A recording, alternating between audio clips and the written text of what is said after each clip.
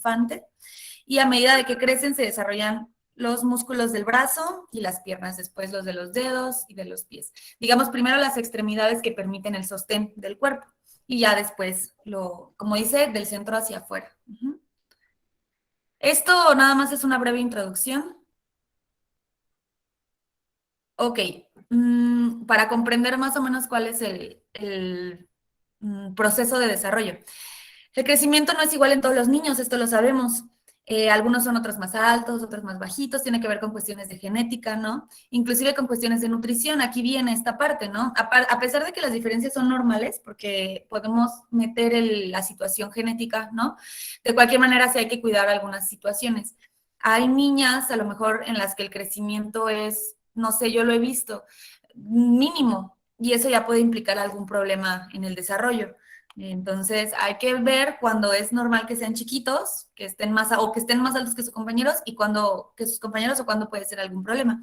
Entonces, importa mucho su nutrición, si el niño duerme bien, si hace ejercicio con regularidad. Esto sí es muy cierto. Hay algunos deportes que favorecen el crecimiento, mientras que hay otros que no. Por ejemplo, la gimnasia más bien impide el crecimiento, ¿no? El cargar pesos, eso impide el crecimiento, mientras otros ejercicios como la natación, el básquetbol, el fútbol, el voleibol, permiten que haya, pues, digamos, un estiramiento, ¿no? Entonces, bueno, los niños crecerán un poco más de lentitud con un poco más de lentitud por semanas o meses y ya luego se dan un estirón, ¿no? Y bueno, no crecer, igual que otros, puede generar inhibición en algunos niños. Esta parte es bien importante porque no nada más nos quedamos con el tema de las diferencias. Bueno, yo entiendo que genéticamente mi hijo es más pequeñito que el resto o más alto que el resto. Se entran en varias situaciones o circunstancias, sobre todo en la adolescencia, en las que obviamente el compararse a uno mismo con los demás, pues genera cierta curiosidad y cierta inquietud. Entonces, aquí también esta parte es importante, ¿no?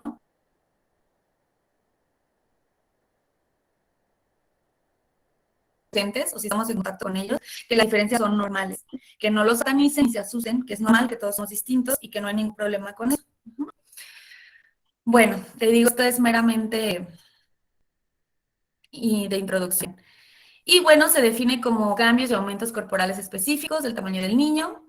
Esto ya lo vimos, ¿no? Solamente son los puntos importantes. Pero el desarrollo hace referencia al aumento de complejidad.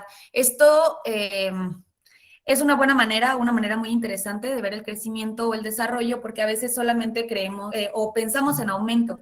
El desarrollo implica aumento, más de todo, ¿no? Más cuestiones físicas, más procesos cognitivos, pero en realidad lo que implica es que se vuelven más complejos todos los sistemas, tanto los sistemas físicos como los sistemas cognitivos. Tienen mayor complejidad, por ejemplo, cognitivamente, que es mi área, yo te diría que se hace complejo porque las conexiones neuronales son más. Entonces ya capacidad de comprender conceptos, de enlazar ideas, y eso hace que un sistema de pensamiento sea mucho más complejo que el de un niño. Vamos a ver ahorita más adelante la teoría, por ejemplo, con Piaget, de los estadios. Entonces, ahí él te explica, o tú ves a través de los 4 estadios cómo el pensamiento se va complejizando. Entonces, bueno, esta parte es muy importante entenderla de esa manera, ¿no? Y bueno, el desarrollo suele implicar un avance por un camino secuencial y continuo en el que el niño adquiere conocimientos y conductas cada vez más refinadas. Ok, ¿cuáles son los principios del desarrollo infantil? La secuencia del desarrollo es similar, es decir, no significa que en proporción sea igual. O sea, no es que los niños, tú digas, bueno, crecen 5 pulgadas y entonces todos los niños crezcan 5 pulgadas. Lo que sí implica es que pasan por las mismas etapas. Quizás de maneras más rápidas o más lentas, puede ser que haya alguna fijación en alguna de las etapas, que eso también lo vamos a ver ahorita más adelante, pero difícilmente será que un individuo se salte una de las etapas, ¿no? Ya será cosa de que tú decidas cuál te gusta más. La verdad es que yo creo que todas las teorías que vamos a revisar tienen algo que rescatarse. A mí no me gusta casarme con ninguna, pero sí es casi imposible pensar que se saltan alguna, ¿no? Todos pasan por todas las etapas. Se da de lo general a lo específico, es continuo, se da a ritmos diferentes y todas las áreas del desarrollo están interrelacionadas, ¿sí? No es como que va a desarrollarse primero un pensamiento más complejo y el cuerpo pequeñito, ¿no? No es como que se va a desarrollar de manera más rápida probablemente un pensamiento estructurado que las rodillas. Todo va relacionado, todo va relacionado. Ok. Experiencias e influencias del entorno. Esto es bien importante porque en casi todas, bueno, yo diría que en todas las teorías que revisamos, el entorno tiene un papel súper importante, ahorita lo vas a ver. Nada más que es Vygotsky quien le da muchísimo más énfasis. Pero todos los autores convergen en que el contacto que el niño tiene con su cuidador, con el ambiente, resulta de suma importancia para que exista un desarrollo, ¿no? Al final está esta teoría, de hecho me parece que sí se comprobó, la del niño salvaje, no sé si alguna vez viste la película francesa, en la que aíslan a un pequeño en el bosque con la intención de saber que si desarrollaba lenguaje y las habilidades que nos caracterizan como seres humanos, y no, la verdad es que desarrolla otras situaciones, algo muy parecido a Mowgli en la de Tarzan, pero la realidad es que sí, si se aísla al niño, no, pues no podría obtener todo el aprendizaje que obtiene al interactuar con el ambiente. Entonces, el ambiente es súper, súper importante. Entonces, bueno, eh,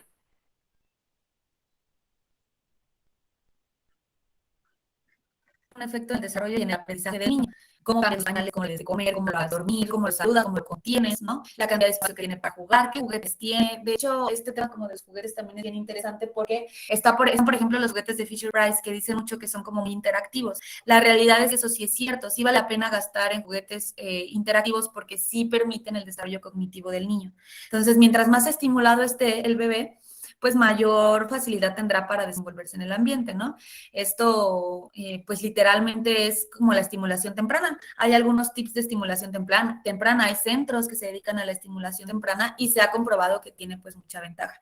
En algún punto, porque hay que continuar con la estimulación, o sea, si yo estimulo al bebé de manera temprana muchísimo y el niño adquiere, digamos, habilidades o motricidad fina, gruesa, etcétera, más avanzada que la del resto de los niños, llega un punto de estancamiento si yo no continúo con esa estimulación. Entonces es bien importante que si se va a dar la estimulación temprana, se continúe con todo el proceso.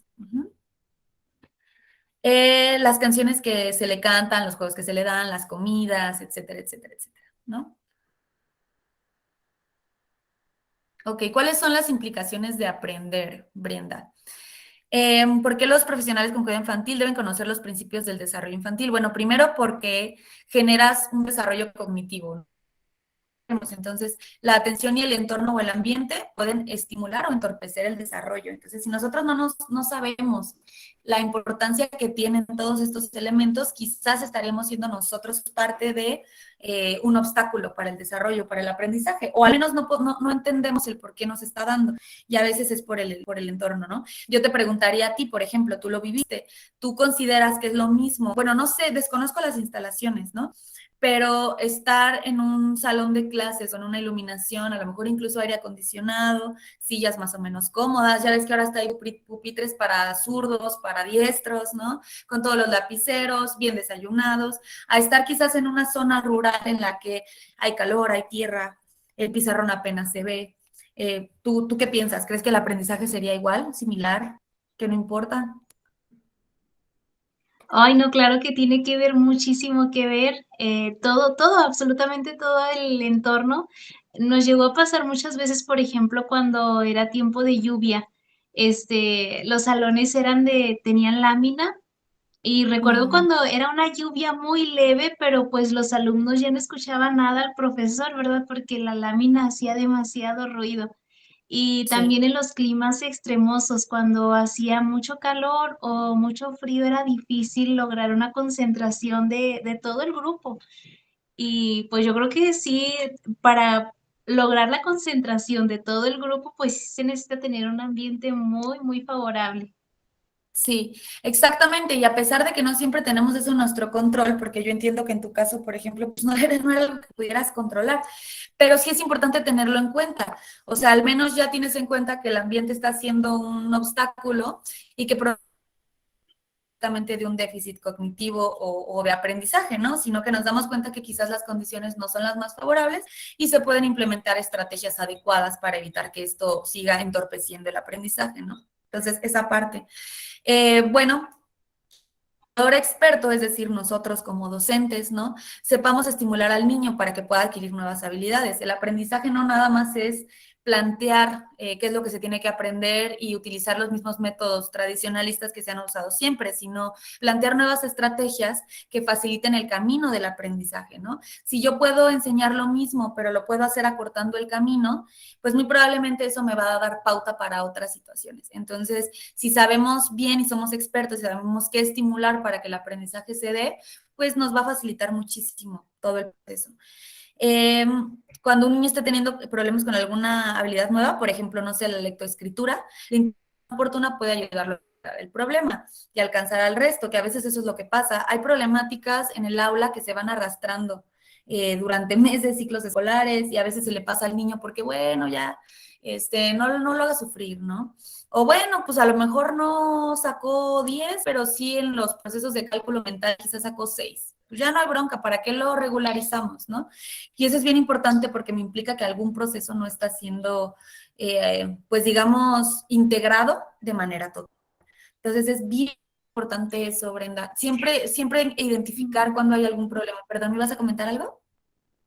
Sí, profesora, tocó un tema muy interesante porque nos tocó ver la situación, le digo, tuvimos experiencia con alumnos de secundaria y tuvimos alumnos ya en tercero de secundaria que aún no sabían leer o escribir. Entonces, esto nos preguntábamos, pero ¿cómo fue posible que pasaron toda la primaria y no los detuvieron a hacer esto? Entonces, ¿qué es lo que pasa aquí con estos alumnos? O sea, ¿cuándo decirles no, ya no sigas, para aquí, aprende primero esto y luego pasa a un siguiente nivel? O sea, mi pregunta es Ok. como hasta qué nivel podemos como docentes decir ya, no puedes pasar al siguiente ciclo hasta que puedas lograr esto y esto. Del promedio, por ejemplo, suponemos que para primero de primaria, al finalizar primero de primaria, el niño ya tendría que saber leer y escribir, porque todo el material que viene en segundo de primaria ya, si no se tiene esa habilidad, entonces se complica todo lo demás. Yo daría todo el ciclo de primero de primaria para aprender a leer. A veces piden, es que el niño debe ya entrar sabiendo leer, debe terminar el kinder con un proceso de lectoescritura, digamos, si no ha avanzado, al menos empezado, o sea, que se haya empezado a recorrer, ¿no?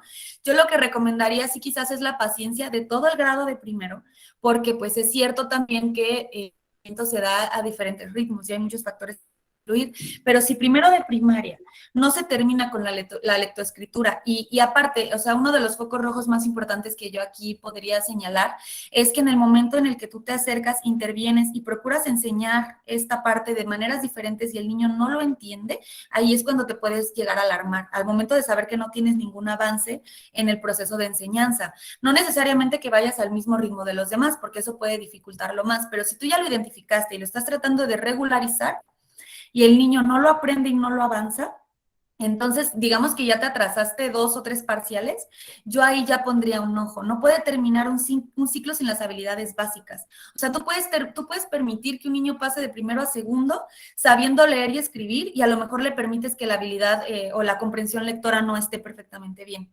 Le permites quizás que el cálculo mental o que haya algún cambio de un número por otro, que a lo mejor la comprensión o el simbolismo de los números no esté totalmente integrado, pero la lectoescritura, que es un aprendizaje base, no puedes dejar que pase de un grado a otro sin esto. Y es eso, identificar en cada uno de los grados cuál es el aprendizaje base. Es que es literal, ahorita lo vamos a ver con la teoría de Piaget, pero digamos, como lo dice el nombre, es la base para los conocimientos que vienen encima, son como bloques. Entonces, si tú puedes permitir que otros conocimientos no estén, pero si ese conocimiento bloque, que es el cimiento, no está, no puedes dejarlo avanzar, porque vas a construir castillos en el aire.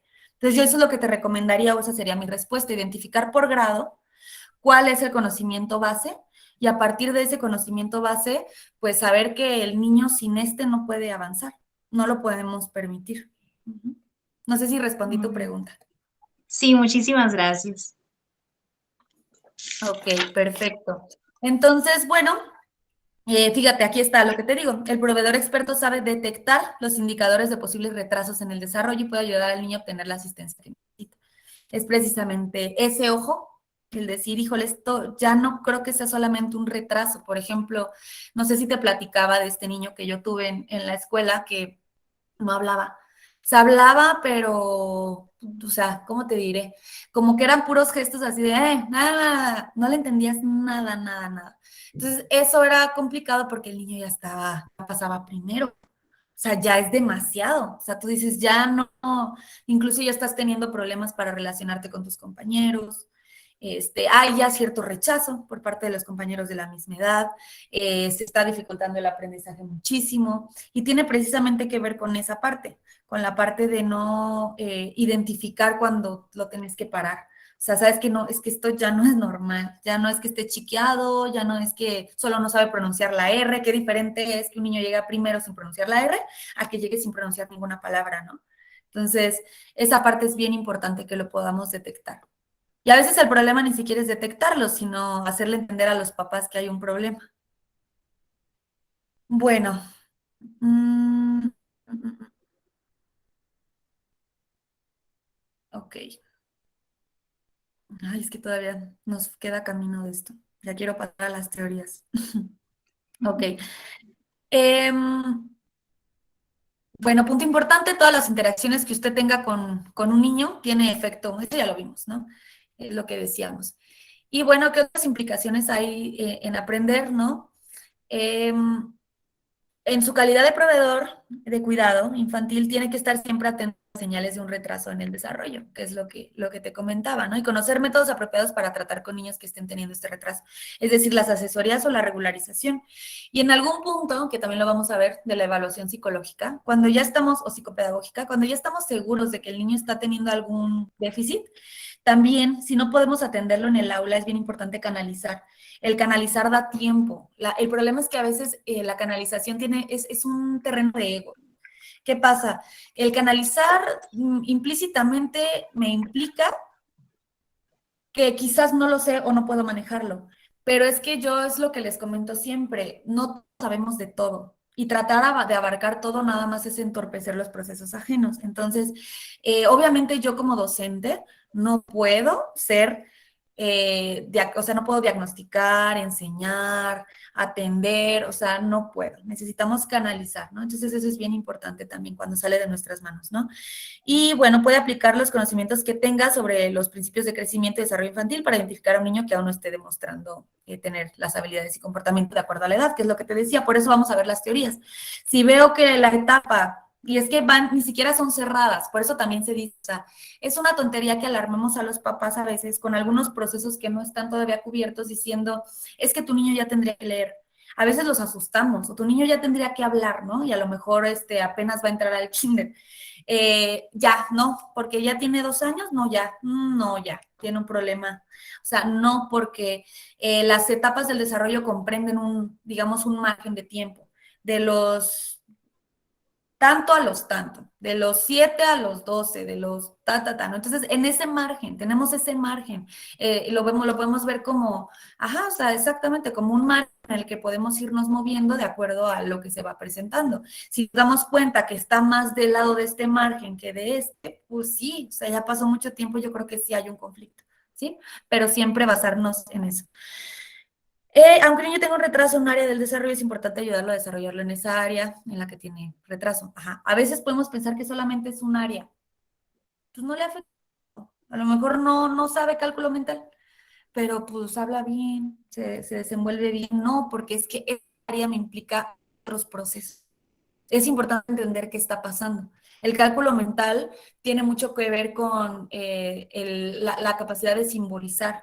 Entonces, a lo mejor el niño no está pudiendo imaginar los números en su cabeza y no los está pudiendo acomodar.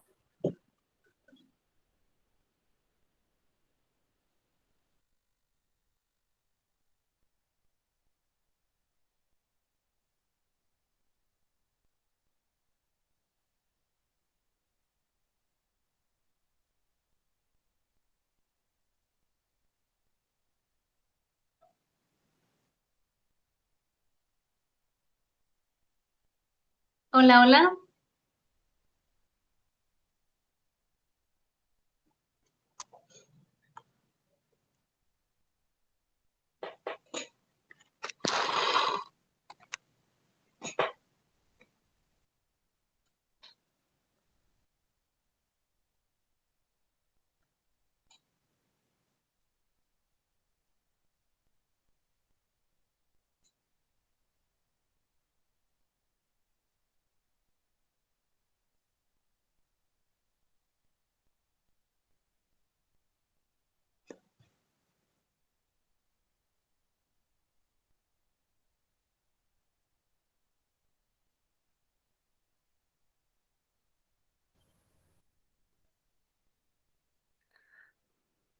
Ay, perdón, me sacó mi internet,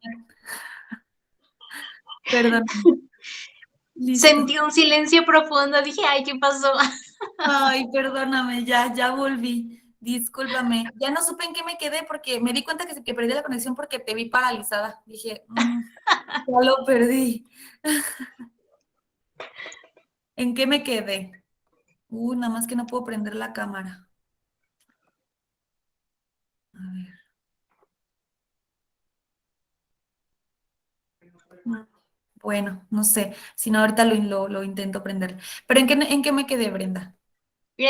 Bueno, está en la parte estaba explicando acerca de lo de una evaluación psicopedagógica correcta para los padres de familia, que a veces pues los asustamos, ¿verdad? Les damos eh, con algún diagnóstico no real y se asustan, ¿no? Por decirles que su niño ya tiene algún problema, siendo que pues no es en realidad un problema lo que pueda tener.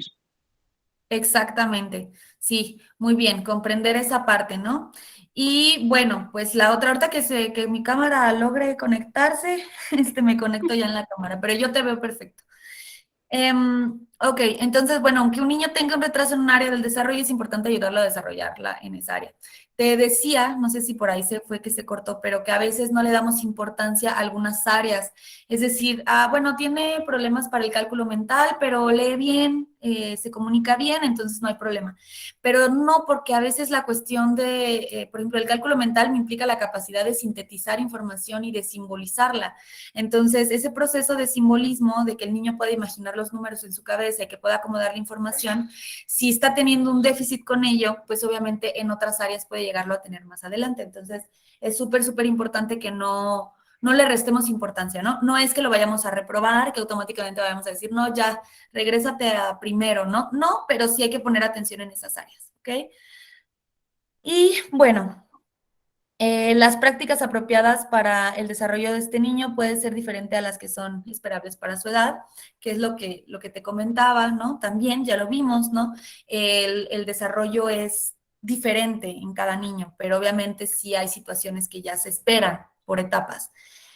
Y, ok, puede ser necesario aumentar la supervisión o la atención a fin de garantizarle seguridad y bienestar al niño, ¿no? Tal vez también necesite ayuda profesional, como por ejemplo terapia de lenguaje, que es lo que pasaba en esta escuela. O sea, a mí me decía el director, es que arréglalo, ¿no? O sea, bueno, es que no es un Volkswagen, o sea, es un niño. Necesita ir con un terapeuta de lenguaje. Yo soy psicóloga, sí, sé manejar un poco el tema del lenguaje, sí, tengo experiencia en educación especial, sí, pero yo no tengo las máquinas para determinar si el niño está teniendo una fascia en el área de Broca o de Wernicke, ¿no? Y que a lo mejor es una situación cognitiva cuando se trata de una fascia y que aquí nunca se va a solucionar. No tengo esos instrumentos para hacer ese diagnóstico, necesitan llevarlo a otro lado. Entonces, es bien importante entender esto, ¿no? Y importante recordar que no somos psiquiatras, ¿no? Ni neurólogos, entonces no podemos diagnosticar a los niños. Si tuviera alguna preocupación, se debe presentar a los individuos o organismos apropiados, que es lo que te decía, saber canalizar, dejar la lucha de egos y saber canalizar. Esto es bien importante.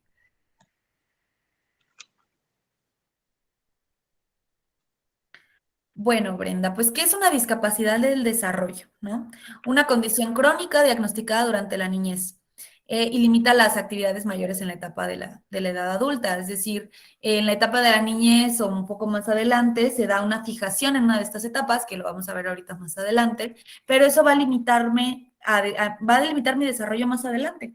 Irremediablemente es algo que va a suceder. Entonces, pues es eso, ¿no? Y bueno, si damos un apoyo apropiado durante los primeros 3 años de vida, ¿no? Con necesidades especiales, que se le llama intervención temprana, el desarrollo será mejor. Yo tengo, por ejemplo, una prima que tiene síndrome de Down, pero mis tíos desde chiquitita la estimularon y ahorita la niña de verdad, o sea, sí ya tiene cierto freno en el desarrollo, pero ya logró terminar la secundaria.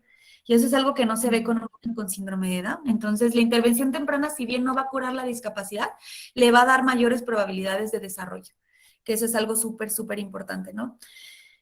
Y bueno, dos discapacidades de desarrollo concretas que quizás hayas visto, por ejemplo, en niños muy comúnmente, es el autismo y el síndrome de Down, precisamente. Que bueno, del autismo sabemos que es un grupo de trastornos neurológicos y tienen que ver más con discapacidades sociales, ¿no? No es tanto situaciones de aprendizaje, sino la habilidad que tienen para vincularse con otros. Aunque pues el tema de no vincularse con los demás genera también cierto retraso o rezago en situaciones cognitivas, pero en general es eso. Y en el síndrome de Down, pues es genético y sabemos que sí afecta tanto características físicas como características intelectuales, ¿no? Profesora, ¿y el autismo, cómo puedo decir? ¿El niño ya nace con autismo o a cierta edad él puede desarrollar esto? Fíjate que esa pregunta es súper interesante porque es algo que no está claro. Se piensa que el niño nace con una predisposición y que desde bien chiquitito te das cuenta que es autista. Y te das cuenta porque no establece contacto visual, no responde a su nombre, ¿no? Hay algunos niños a los que se les confunde con sordera, incluso el autismo con sordera, porque por más que se le llama al niño, no responde. Entonces, yo te diría que como se le denomina un conjunto de trastornos neurológicos, el niño nace con esto. Yo sí pensaría que el niño nace con esto. Y bueno, pues que ya cuando empieza a ver la necesidad de que se desarrolle y que se relacione con los otros, es cuando empezamos a notarlo. Pero si es algo que como detectamos a muy temprana edad, yo sí pensaría que viene desde antes. Trastornos de personalidad, por ejemplo, yo te diría ahí que sí se desarrollan después de la adolescencia, ¿no? Cuando la personalidad se asienta. En ese momento, pues sí, yo diría que es una predisposición, pues sí puede ser genética, pero que tiene que ver con el ambiente. En el caso del autismo, totalmente de nacimiento. Ok, bueno, esta parte de la inclusión ya la vimos más o menos rápido. La retomamos después. Ok, vamos a lo de las teorías ahora sí, ¿no? Crecimiento y desarrollo, vamos a ver teorías infantiles. Pues primero, infantiles. ¿Qué es una teoría, Brenda? Pues es un conjunto de hechos o principios. Se analizan y se utilizan para explicar determinada situación o conducta, fenómenos. Lo interesante con las teorías es que no son ley. Si, no sé, en algún momento llevaste metodología, sabemos que pues las teorías nos permiten explicar algo, pero nunca estamos 100% seguros de que sea así. No hay más B más A igual a C o A más B igual a C. Solamente es algo, son modelos teóricos que quizás explican y quizá no. Entonces, aunque muchos tienen mucha credibilidad, pues no podemos casarnos con ninguno. Y científicamente no hay manera de explicar situaciones del desarrollo psicológico porque la psicología sigue siendo considerada una pseudociencia. ¿Por qué? Porque no es algo comprobable. Nunca vamos a poder tener el control de la mente, pues ni de uno mismo, de nadie tampoco. Entonces, esa es la parte. No puedo prender mi cámara. Qué estrés. No sé si será. A ver, déjame intentarlo, a ver si puedo solucionar el problema de la pantalla. Espérame tantito, ¿eh? Sí. Porque ya me ha pasado, no sé. Y fue una situación así de un minuto a otro. A ver. Ah, mira, solo con abrir la aplicación parece que ya me lo está permitiendo. A ver. Bueno, ahorita esperemos que se solucione, ¿sí? Mm. No, bueno, me rindo. Entonces, esto es lo que es una teoría, ¿de acuerdo? Es importante entenderlo así para no casarnos con nada. Ok, no sé si has escuchado en algún momento la teoría de Maslow, Brenda. No sé si en algún punto has tenido, ¿sí? ¿Y qué te parece? Sí, recuerdo, bueno, ahorita ya no recuerdo qué dice cada uno de ellos, pero cuando estaba en la escuela normal vimos algunos de ellos, a Maslow, como mencionó a Mm, Vygotsky, Piaget, mm. algunos de ellos más, no, así no recuerdo específicamente qué era lo que decía cada uno.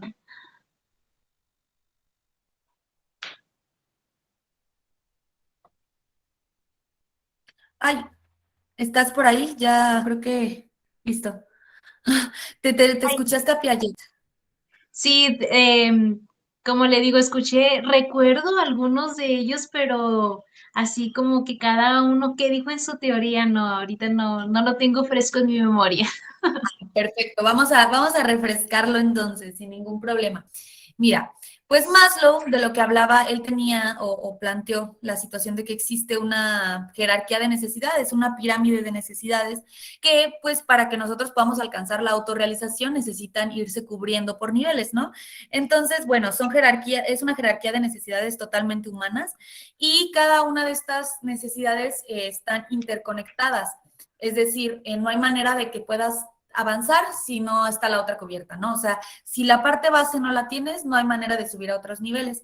Entonces, esa parte pues es bien interesante porque pues al final de cuentas también te habla como de cierta manera con una perspectiva sistémica, ¿no? Todo es importante y todo está relacionado entre sí. Son 5 niveles. Ahorita te voy a enseñar la pirámide, pero bueno, se construye como cualquier pirámide en un nivel sobre otro, ¿no? Entonces la base, digamos, es la parte más ancha y vamos subiendo de nivel y las partes se van haciendo angostas. No quiere decir que una necesidad sea más o menos que otra, lo que quiere decir es que hay necesidades básicas que si no se cumplen no podemos avanzar, ¿no? Entonces, satisfacer las necesidades del segundo nivel depende de las del primer nivel, que eso es precisamente lo que te estaba comentando ahorita. Entonces, bueno, por ejemplo, aquí está la pirámide, ¿no? Si te fijas en la base, lo que tenemos son las necesidades fisiológicas, lo básico, que nos den agua, que nos den alimento, vivienda, oxígeno, sueño. Aquí no sé por qué no lo incluyen en esta diapositiva, pero aquí también se incluye la parte del sexo. Las necesidades básicas tienen que ser cubiertas para poder ir subiendo hacia los otros escalones. Entonces, si lo vemos desde la parte educativa, un niño que no está bien alimentado, ya lo habíamos visto, con problemas de nutrición, con problemas de no tener una casa, ¿no? De no dormir, pues obviamente me va a entorpecer todo el proceso psicológico, cognitivo y social, ¿no? Entonces esa parte es bien importante. Nuestro siguiente nivel son las necesidades de seguridad. Aquí seguridad y protección. Es decir, aquí tiene que ver directamente ya con los cuidadores, ¿sí? Que el niño se sienta protegido por parte de los padres, ¿no? Inclusive en el colegio, que sienta esta seguridad de tener una casa, quien lo cuide, quien lo procure, ¿no? Saber a dónde huir cuando esté asustado. Esta parte es súper importante. Necesidad de amor y pertenencia. No todo aquel niño que tiene esta seguridad y protección tiene amor, ¿no? Entonces, ya entramos, ya si lo hablamos, por ejemplo, a mi edad o a tu edad, la parte de la necesidad, amor y aceptación tiene que ver ya con situaciones sociales. El pertenecer a un grupo social en el que eres aceptado y en el que se retribuye lo que tú das es bien importante porque entonces conforma parte de tu identidad, ¿sí? Entonces, digamos que son los caminitos que vamos llevando hacia la autorrealización. Luego, necesidades de estima, aquí tiene que ver el reconocimiento, ¿no?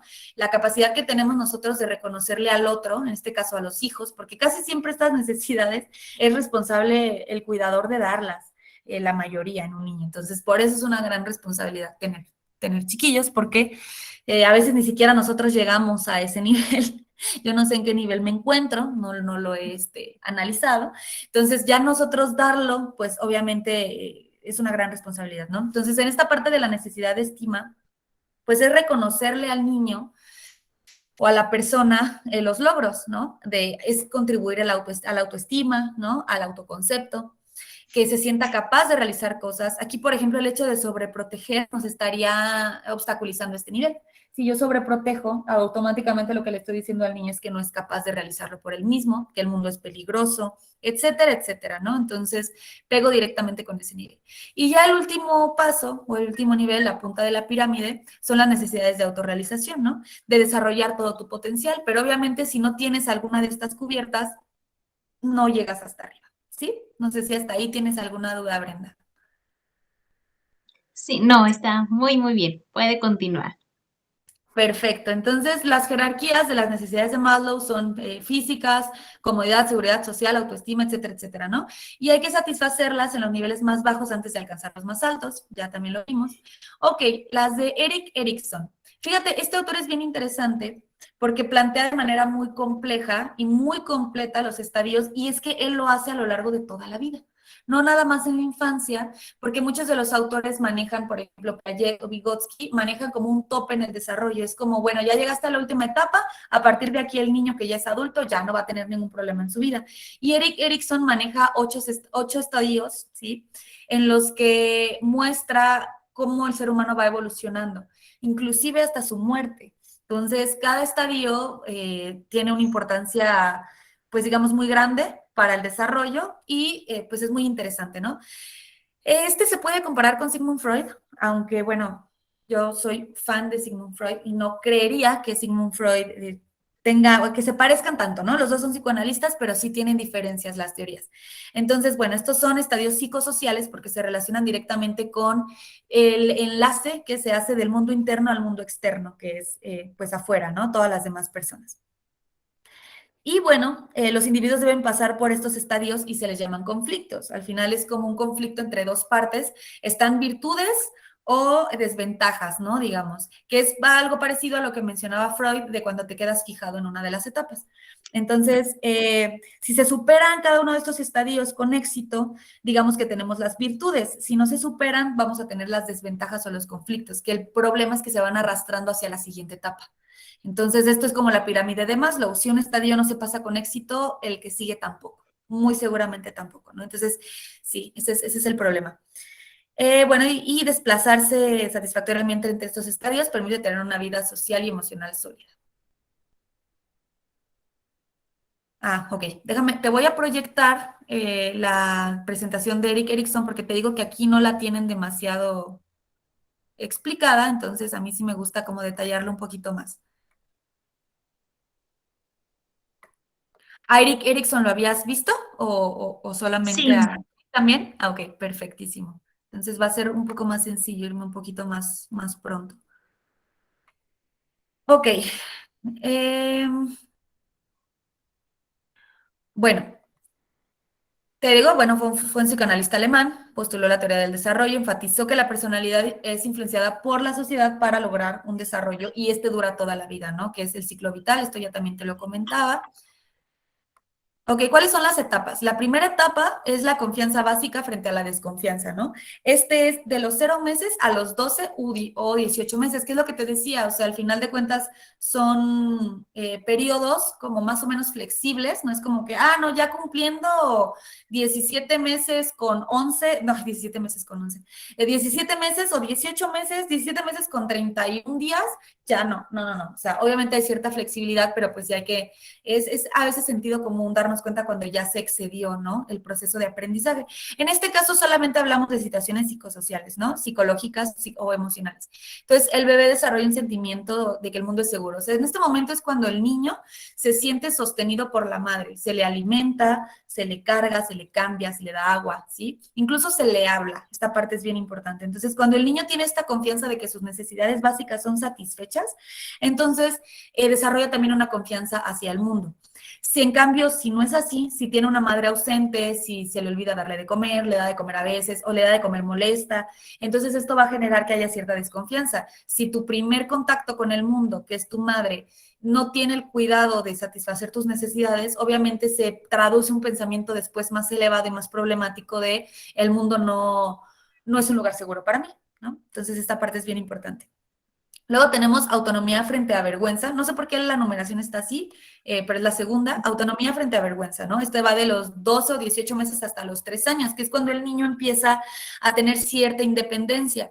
Ya gatea, ya empieza a caminar, empieza a conocer, se meten cosas a la boca, tocan todo, ¿no? Empiezan a hablar, ¿no? Entonces empiezan a decir qué quieren, qué no quieren. Y esta parte es bien importante tenerla en cuenta porque aquí es donde se da la sobreprotección. Cuando una mamá, no toques, no agarres, no, es que ¿sabes qué? No, porque se va a enlodar. No, es que quítate eso de la boca. Obviamente sí hay que cuidar eso, pero hay que permitirle al niño que explore. Porque si en lugar de que haya autonomía, lo que le generamos es vergüenza, ¿no? El niño va a sentir que, híjole, qué pena que estoy tratando de explorar. Híjole, qué pena que está pasando esto. Aparte aquí, algo que es bien importante también es que empieza a haber el control de esfínteres. Uh-huh. Entonces, aquí en el control del esfínteres, el niño empieza a sentir que tiene un control interno que luego lo va a llevar al mundo externo. Entonces, si el niño le falló el esfínter, por ejemplo, y lo que hacemos es regañarlo, pues se va a sentir avergonzado. Entonces, es bien importante que por todo esto, esta búsqueda de autonomía, no lo hagamos sentir avergonzado, que sí le pongamos ciertos límites, pero no implantarle miedo o vergüenza, ¿de acuerdo? Eso es bien importante. Entonces, ¿qué pasa si no se supera esta etapa? Bueno, pues van a ver, digamos que tenemos adultos negativos, ¿no? Los esfuerzos que van a tener van a ser bastante promedios. Es gente que no se va a esforzar, que no tiene iniciativa. ¿Por qué? Porque se le frenó desde chico. Entonces, prefiere no sentir vergüenza y por eso no toma la iniciativa. Vergüenza de fallar o de fracasar. ¿Ok? Iniciativa frente a culpa. Esto va de los 3 a los 6 años. Aquí, en esta etapa, es cuando el niño ya puede hacer muchas más actividades. Digamos que es cuando entra ya a la etapa escolar y entonces la relación con otros niños es mucho más grande. Eh, Procura tener ciertos logros, hacer ciertas actividades y empieza a compararse con los demás, que eso también es bien importante. Entonces, cuando tiene la iniciativa de hacer nuevas actividades, es importante que no se le culpe si las hace mal, ¿no? Por ejemplo, porque entonces también, digamos que si te quedas fijada en esa etapa, pues vas a ser alguien que considere que toda aquella situación que tú haces está mal, ¿no? Entonces, así como hay individuos que tienden a culpar a los otros, aquel que se culpabiliza a sí mismo es precisamente por eso, porque no se le permitió hacer nuevas actividades y eran más regaños los que obtenía que recompensas por la iniciativa. Entonces, volvemos al tema del autoconcepto y la autoestima. No soy capaz de hacerlo. Si no tengo esa capacidad, no puedo, no soy suficiente. Entonces, genero culpa todo el tiempo, ¿sí? Laboriosidad frente a inferioridad. Esto es de los 6 años a la pubertad. Aquí empiezan las habilidades escolares mucho más, porque digamos que todos los logros que el niño tiene en esta etapa son académicos. En etapas anteriores va inclusive hasta el tema de aprender a cambiarse solito, bañarse solito, ir al baño solito, decir alguna frase compleja, hablar de lo que quiere. Aquí los logros en esta etapa son meramente académicos, digamos, en su mayoría. Entonces, obviamente empieza a aprender habilidades de cultura, experimentar ciertas habilidades de otro tipo, ¿no? Cognitivas y así. Entonces puede llegar a sentirse inferior si no se le reconoce. Aquí el reconocimiento es súper importante. Entonces, aquí empieza el desarrollo de la autoestima de manera mucho más evidente. En la etapa anterior también, pero aquí es mucho más obvio porque se va a ver reflejado luego en lo que el niño intente hacer en su etapa escolar, ¿no? Entonces, aquí empiezan a compararse muchísimo con los demás, ¿no? El niño que saca 10 y yo no, el niño que sí canta y yo no, etcétera, etcétera, ¿no? Inclusive situaciones como, pues él tiene un hermano y yo no, ¿no? Y entonces empezamos con esta comparativa constante. Entonces, si siente que no tiene la habilidad, o sea, si nosotros no lo hacemos entender que todos somos diferentes, ¿no? Y además, o sea, porque es muy común que empecemos con esta comparativa nosotros. Oye, mira a tu hermana como si saca buenas calificaciones. Oye, mira a tu prima como tal, tal, tal. ¿No? Entonces, lo único que estamos haciéndole sentir al niño es que él no tiene la capacidad y entonces se va a desarrollar un sentido de inferioridad. ¿Mm? Que bueno, yo diría que se va a traducir en sumisión totalmente en la edad adulta. Luego, identidad frente a confusión, esto pues la pubertad, ¿no? Todos pasamos por este conflicto y comprende el periodo de adolescencia, ¿no? Digamos que aquí el principal conflicto que existe es que el adolescente no sabe quién es, no sabe cuál es su lugar en el mundo, no sabe qué quiere y precisamente la rebeldía en esta etapa tiene mucho que ver con la necesidad de defender una idea, o sea, la autonomía y la identidad del adolescente la trata de buscar a partir de ponerse perrinqui con los papás. O sea, decir, no, sí creo que esto es así, oye, no, pero mira, yo lógicamente te estoy diciendo que no, que es riesgoso, que no te va a salir así, no, sí, y aunque ni siquiera estén seguros, ellos van a debatir una idea porque están buscando una identidad, y si la identidad que van a obtener es la de rebelde, está perfecto, para ellos es una identidad finalmente, ¿no? Por eso vemos tanto cambio entre que si, bueno, no sé, en mis tiempos, que si emos, que si darketos, que si luego ya hippies, que sí, porque al final de cuentas es buscar un grupo en el que puedas encajar, que te dé, o sea, el grupo te presta la identidad, ¿no? Entonces, por eso a veces es que se dan estas situaciones. Entonces, además le sumamos el tema, como veíamos la sesión pasada, de que el adolescente, el cerebro del adolescente está inmaduro. O sea, genuinamente está inmaduro. La parte prefrontal del cerebro todavía no ha terminado de madurarse y eso genera que el control de impulso sea mucho menor que en un adulto. Por eso es tan peligrosa la etapa. La verdad es que yo creo que eso me da más miedo que en la infancia, ¿no? Porque ahí sí necesitas tener como mucho cuidado para saberlos guiar. Entonces, bueno, se busca al adolescente lograr una identidad, elegir una ocupación. ¿Cómo se da esto? Bueno, eligiendo primero una ocupación, ¿no? Por eso la orientación vocacional es tan importante. Bueno, si al menos ya logré que en el bachillerato el adolescente decida hacia dónde irse, pues ya, eso ya le da cierta identidad, ¿no? Y luego aparte que pueda adoptar valores en los que crea y con visiones hacia dónde irse. La parte moral aquí es bien importante. No tiene que ver con una situación religiosa, pero sí moral. Valores con los que se identifique, porque tiene que ver con el ello perdón, con el super yo, sí, el ello, el super yo, que es esta balanza constante entre el impulso de lo que quisiera hacer y lo que debo de hacer. Entonces, esto es súper importante. Y bueno, también desarrollar una identidad satisfactoria definida, ¿no? No tiene que ver con ser heterosexual o homosexual, pero sí que esté definido, que sepa qué quiere y que tenga pues el apoyo y la seguridad de poder vivirlo como él lo desee, ¿no? Y finalmente, bueno, no finalmente, de los 20 a los 40, yo finalmente porque yo estoy en eso. Intimidad frente a aislamiento, ¿no? En esta etapa, fíjate, lo interesante es que eh, las etapas anteriores, la persona o el niño, el adolescente, etcétera, los vive hacia adentro. O sea, es decir, todo lo que está pasando es una comparativa conmigo, con lo que yo hago, con lo que me dicen.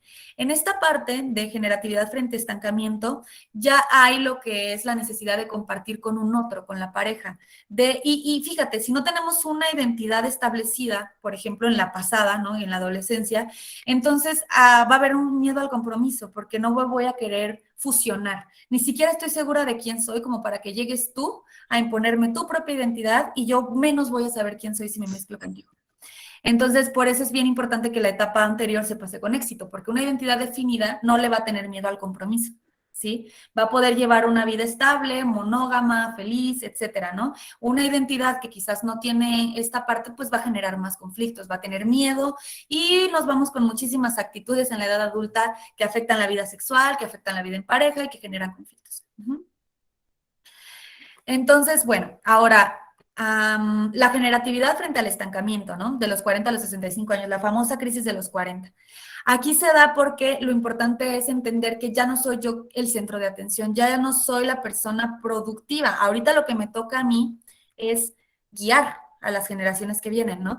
Y a partir de esto yo llegar a una autorrealización, pero eso se da a partir de que entiendo que pude establecer compromisos, que me pude relacionar con los otros de manera correcta, que tengo una identidad definida, que soy útil, que tengo una buena autoestima y entonces llegar a esta edad no me genera un conflicto, porque sé perfectamente bien quién soy y porque sé lo que puedo llevar o dejar a generaciones posteriores, ¿no? Llegar a esta etapa con una crisis, pues lo que va a generar es un descontrol total, ansiedad, incluso hay muchos matrimonios rompen en este momento porque también es cuando los hijos se van. Entonces, aquí es donde entra el conflicto de, o sea, ¿y ahora qué? ¿No? ¿Ahora qué más dejo? ¿Ahora qué más tengo que hacer? Ya no sirvo para nada, ¿sí? Y bueno, integridad del yo frente a la desesperación, que esto ya es, digamos, de los 65 años en adelante, cuando ya empezamos a pasar hacia la vejez. En esta parte es si yo sé que mi vida fue productiva, o sea, si realmente también guié a las generaciones anteriores, si tuve esta capacidad de producir, pero no solo en especie, digamos, de manera integral para mí mismo.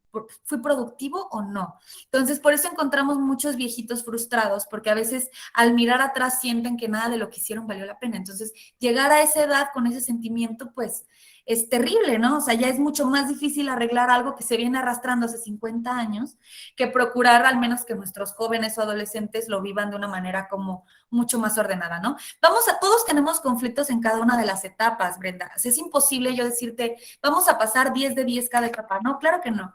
Pero una cosa es tener un conflicto ahí y otra cosa es quedarme estancado ahí, porque automáticamente voy a arrastrar todo lo demás, ¿no? Entonces es bien importante entender esta parte. Ok, bueno.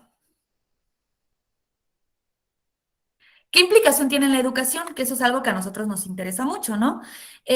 Bueno, tiene implicaciones educativas en el diseño curricular, diseños de planes diarios. ¿Por qué? Porque es la manera en la que vamos a intervenir. O sea, si yo sé cuáles son los conflictos de cierta etapa, yo voy a saber qué estrategias implementar, cómo llevar al aprendizaje, qué enseñar, en qué enfocarme, ¿no? Si en lugar de enfocarme en que el niño se aprenda o se memorice 15 páginas, me enfoco también en la educación socioemocional, pues voy a generar adultos con mayor salud mental, ¿no? Que al final eso es lo que se esperaría. Entonces, eso, ¿no? Se le debe ofrecer apoyo y ayuda especial en el área de la disciplina, el autocontrol, la conducta, el estado emocional, etcétera, etcétera.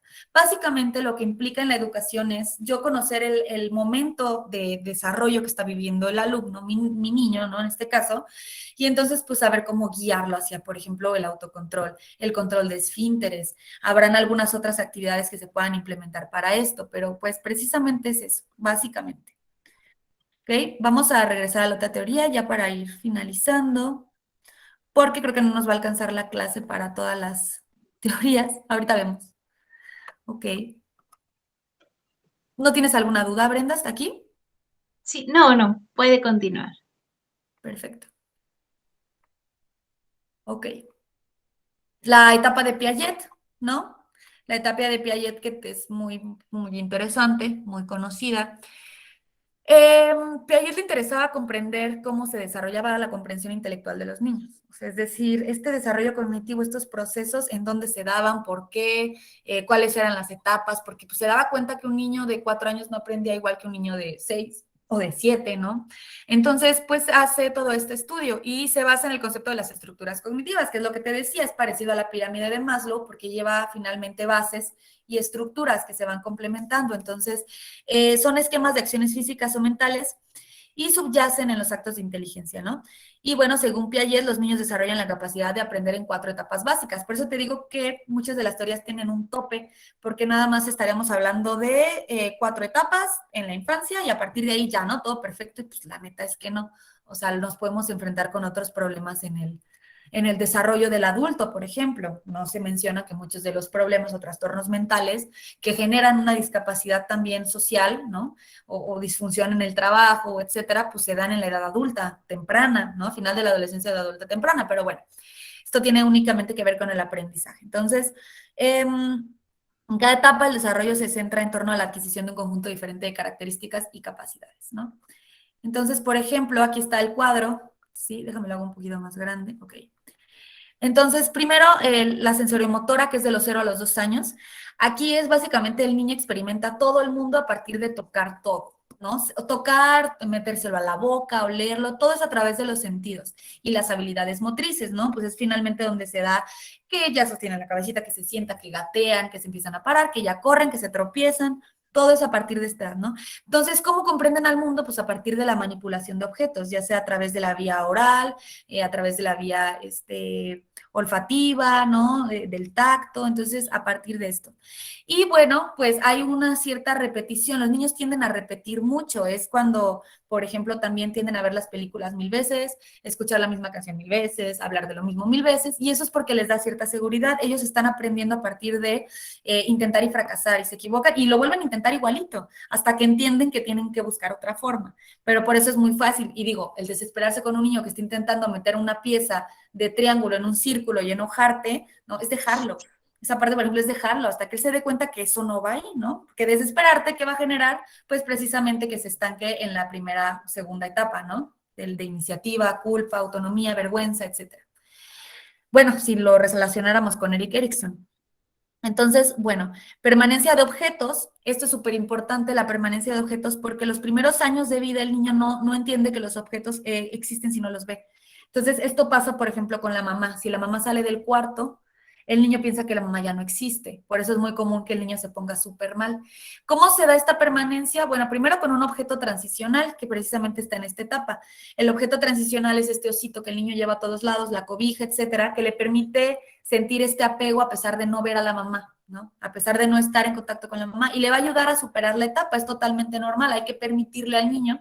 ¿Cuál es el problema de los objetos transicionales? Que están sucios. O sea, como los llevan a todos lados, se ensucian. Entonces, lo importante nada más es llevar una buena higiene, pero no hay que desprenderle el objeto, porque eso genera un trauma enorme. Hay que dejarlo, es parte de la etapa, ¿sí? Él solito se va a dar cuenta que ya lo tiene que dejar. Entonces, bueno, esta parte de la permanencia se desarrolla aquí. Luego tenemos la preoperacional primaria de los 2 a los 7 años, ¿no? Que bueno, aquí aprenden a través de las acciones, utilizan ya ciertos símbolos para representar objetos mentalmente. Aquí es cuando empezamos con el cálculo mental, que es lo que te decía, la representación mental de ciertos conceptos. Hay un aumento en el desarrollo de los conceptos y el lenguaje, aunque digamos que es muy básico. El niño va a imaginarse exactamente lo mismo que tú le estés diciendo. No va a simbolizar más allá, no va a haber sentido figurado, metáforas. Digamos, todo es muy básico aquí, ¿no? Es muy literal el niño en esta edad. Y bueno, hay un aumento en el desarrollo de conceptos. El razonamiento puede ser ilógico y no en secuencia. Por ejemplo, ¿qué pasa de los 2 a los 7 años? Está el principio de reversibilidad. El niño piensa que una persona que muere va a revivir. Entonces, son situaciones como ilógicas, que no tienen una secuencia, pero es parte del pensamiento, es totalmente normal. A veces ni siquiera es necesario desgastarse en explicarle al niño algo, porque vas a generar un conflicto. Es dejarlo, que el niño vaya aprendiendo y vaya entendiendo que pues hay cosas que son irreversibles, por ejemplo, ¿no? Utilizan procesos de pensamiento egocéntrico, todo está centrado en el mismo. Este es el narcisismo primario, digamos, ¿no? Entonces aquí el niño lo que piensa es que todo es de él, todo es por él, ¿no? Y por eso tienden a ser envidiosos en esta edad. Y es mío y no te comparto y no. Y mi mamá y yo, ¿no? Entonces es normal, es parte de lo mismo. Tiene que esa energía sacarla del interior al exterior, ¿no? Y bueno, los niños mayores, perdón, ya aquí en las operaciones concretas, de los 7 a los 11 años, aprenden de su mundo aplicando la lógica. ¿Qué quiere decir esto? Entonces ya empieza a haber cierta secuencia en los conceptos, ya empiezo a entender que una idea está relacionada con otra y me da un resultado específico. Y empiezo a pensar de manera más lógica.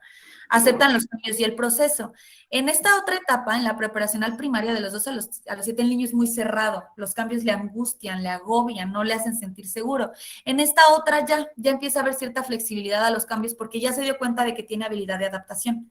Ya vivió cambios, ya vivió situaciones y ya se dio cuenta que puede asimilarlas. Entonces, digamos que hay mayor aceptación, ¿no? Y bueno, entienden cómo se relacionan las cosas. Y finalmente la última, de los 11 años en adelante, las operaciones formales. Digamos, esto ya es en secundaria y aprecian el mundo a través de la construcción y la resolución de ciertos problemas, ¿no? Comienzan a pensar acerca del pensamiento, digo, suena muy, ¿cómo se dice?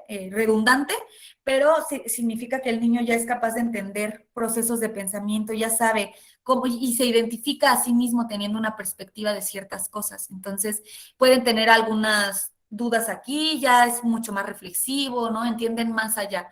Y bueno, ya el pensamiento abstracto ya está muchísimo más desarrollado y pueden hacer adivinanzas, por ejemplo, pueden entender metáforas, dichos, refranes, moralejas, ¿sí?